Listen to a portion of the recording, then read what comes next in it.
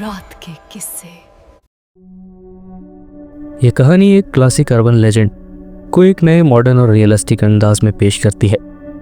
ये भूत प्रेत की कहानी है, लेकिन इसका डर किसी पुरानी हवेली से नहीं, बल्कि हमारे आज के हसल कल्चर, देर रात तक काम करने की मजबूरी और सुनसान हाईवे के अकेलेपन से पैदा होता है। अर्बन लेजेंड यानी शहरी दंत कथाएं, ये वो कहानियां नहीं जो दादा दादी सुनाते थे। ये वो कहानियां हैं जो एक शहर खुद अपने बारे में सुनाता है। ये कहानियां पैदा होती है सुनसान हाईवे पर, आधी रात को जलती बुझती स्ट्रीट लाइट्स के नीचे या किसी अधूरी बनी बिल्डिंग के सन्नाटे में। ये कहानियां हमें चेतावनी देती है कि शहर कभी सोता नहीं और शहर में आप कभी भी सच में अकेले नहीं होते। मेरा नाम करण है, उम्र 34 साल, आर्किटेक्ट। मेरी दुनिया मेरी 15 इंच की लैपटॉप स्क्रीन पर सिमटी हुई थी। डेडलाइन ही मेरा धर्म था और क्लाइंट ही मेरा भगवान। उस रात भी मैं अपने भगवान को खुश करके लौट रहा था। रात के 1:30 बज रहे थे। मैं गुड़गांव के बाहरी इलाके उस नए सेक्टर 109 से निकल रहा था, जहां अभी जिंदगी बचनी शुरू ही हुई थी। क्लाइंट की साइट से निकलते निकलते देर हो गई थी। थकान मेरी हड्डियों तक भर चुकी थी। मेरी आंखें जल रही थी। बस जल्दी से घर पहुंचकर सोना चाहता था। घर जाने के लिए मुझे एक्सप्रेस लिंक रोड पकड़ना था।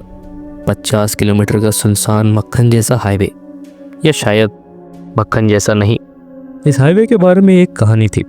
हमारे ऑफिस में लोग इसके बारे में फुसफुसाते थे, खासकर किलोमीटर 22 के बारे में। कहते हैं जब यहाँ हाईवे बन रहा था तो किलोमीटर 22 पर बने अधूरे फ्लाईओवर से एक मजदूर गिर गया था। रात का वक्त था, किसी को पता नहीं चलता। कहते हैं उसे वहीं पिलर के बेसमेंट में कंक्रीट के साथ ही दफना दिया गया था। कहानी ये थी कि वो आज भी वहीं इंतजार करता है। वो लिफ्ट नहीं मांगता, वो डराता नहीं, वो बस खड़ा रहता है। जो लोग उसे देखते हैं वो कहते हैं वो बस अधूरे फ्लाईओवर को घूरता रहता है। एक बेवकूफ़ी भरी कहानी। मैंने भी यही सोचा। मैंने गाने तेज आवाज में बजाए। किलोमीटर 22 सब बकवास। हाईवे एकदम खाली था। स्ट्रीट लाइट की पीली रोशनी सड़क पर एक अजीब सा पैटर्न बना रही थी। मेरी कार अकेले दौड़ रही थी। नहीं, अकेले नहीं। मुझे दूर, बहुत दूर एक धुंधला सा साया दिखाई दिया। जैसे जैसे मैं नजदीक पहुंचा, वो साया साफ होता गया। वो सड़क किनारे खड़ा था। मैंने अपनी रफ्तार थोड़ी धीमी की। वो एक आदमी था, या आदमी जैसा कुछ। वो आदमी सड़क की तरफ पीठ करके खड़ा था। उसने गंदे फटे हुए कपड़े पहने थे, जैसे जैसे मजदूर ने पहने हो, और वो ऊपर देख रहा था, उसी अधूरे फ्लाईओवर की तरफ। उसका काम सालों से रुका पड़ा था। पागल है, मेरे मुंह से निकला।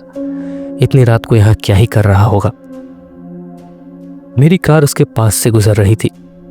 मैंने उसे नहीं देखा, लेकिन मैंने उसे महसूस जरूर किया। जैसे ही मेरी कार उसके बराबर से गुजरी, मेरा रेडियो बंद हो गया, एकदम बंद। मेरे रोंगटे खड़े हो गए।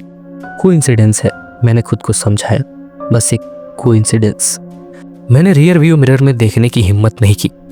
मैंने बस एक्सीलरेटर पर पांव दबा दिया। मैं तेजी से गाड़ी चला रहा था, 120-130 की रफ्तार पर। किलोमीटर 22। मैंने मील के पत्थर को पढ़ते हुए कहा, निकल गया। मैंने राहत की सांस ली। मैंने रेडियो को फिर से चालू करने की कोशिश की। वो ऑन नहीं हो रहा था। खराब हो गया होगा, मैंने सोचा। मैं ड्राइव करता रहा। 10-15 मिनट बाद अब तक मुझे मेन हाईवे का एग्जिट दिख जाना चाहिए था, पर दूर दूर तक सिर्फ वही पीली स्ट्रीट लाइट और सन्नाटा। मैंने अपने जीपीएस को देखा। जीपीएस की स्क्रीन काली थी। नहीं, काली नहीं थी, वो रीरूटिंग कर रही थी बार बार। ये क्या बकवास है। और तभी मुझे वो मील का पत्थर दिखा, सफेद पत्थर जिस पर काला पेंट। किलोमीटर 21। क्या? मेरी सांस अटक गई। किलोमीटर 21? मैं तो 22 पार कर चुका हूँ। मैं गलत तो नहीं पढ़ रहा। मैं ड्राइव करता रहा। Kilometre 21.5, kilometre 21.8।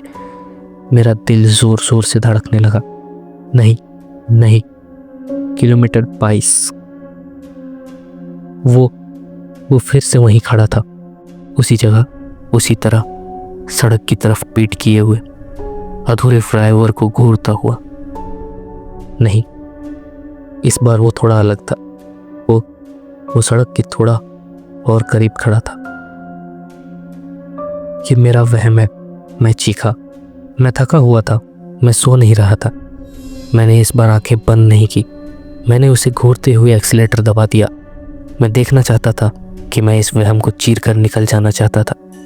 जैसे ही मेरी कार उसके पास पहुंची, वो थोड़ा सा मुड़ा, सिर्फ थोड़ा सा। उसका चेहरा मुझे नहीं दिखा, लेकिन मुझे उसकी आंखें दिखी, या आंखों की जगह 2 खाली अंधेरे गड्ढे। मैं कांप गया। मैंने गाड़ी भगा दी। मैं बस भाग रहा था।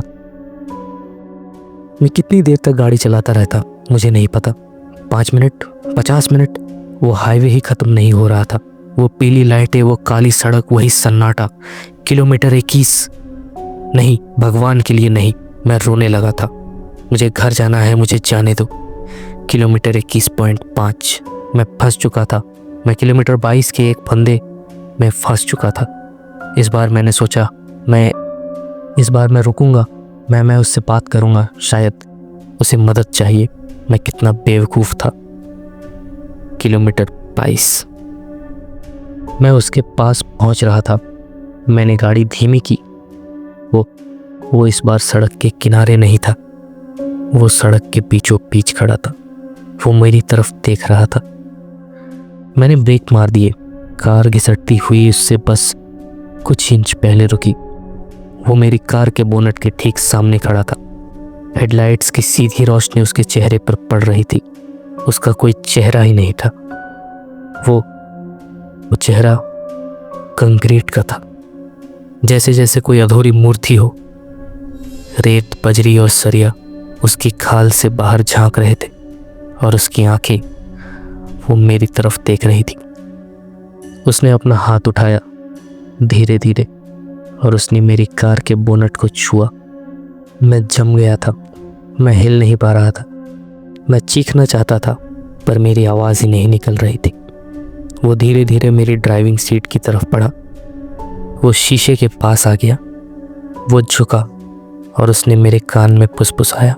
अगली सुबह पुलिस को मेरी कार मिली, किलोमीटर 22 पर, एक अधूरे फ्लाईओवर के ठीक नीचे, पिलर से टकराई हुई। उन्होंने कहा ड्राइवर शायद सो गया था।